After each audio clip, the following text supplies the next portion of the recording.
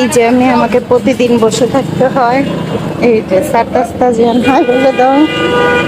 ও মাই god, jam তো জ্যামই না, এত জ্যাম রাস্তার মধ্যে, মাই গড।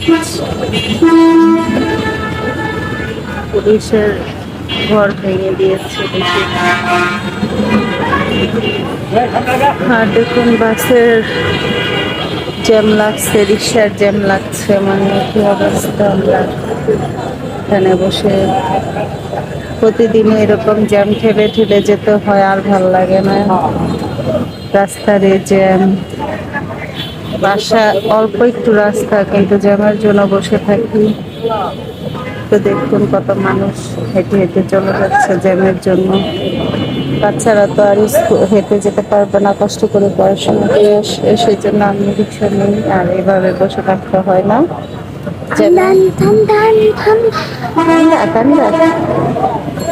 ওয়েদারটা সুন্দর, বৃষ্টি হয়েছিল, ওয়েদারটা সুন্দর। আমি একটা গাছের নিচে সুন্দর একটা জায়গায় দাঁড়িয়ে আছি, ছায়া আছে এখানে।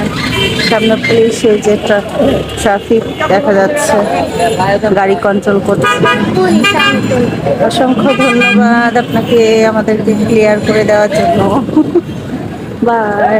আল্লাহ, এখানে আবার জ্যাম লাগছে। এই জ্যাম কখন জানি শেষ হয়, আল্লাহই জানে।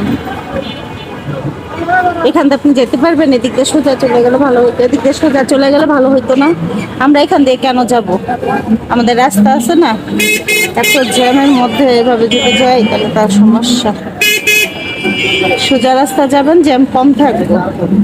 হ্যাঁ ঠিক আছে। তো এই তো আমরা এখান দিয়ে, সুন্দর রাস্তা আমাদের, এখান দিয়ে চলে যাবো। ওখানে জ্যামের ভিতরে কেন বসে থাকবো? তো দেখুন আমরা চলে যাচ্ছি। এই রোডটা ক্লিয়ার আছে, ওখানে বসে থাকলো অনেকক্ষণ বসে থাকতে হতো। দেখো ওই পাশে কত জ্যাম।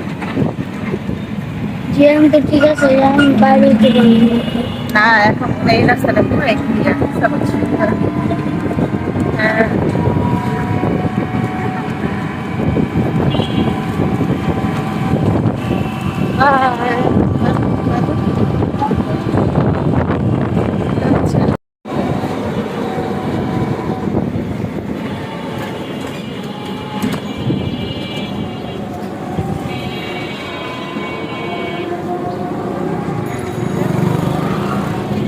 যাইবো আসলে।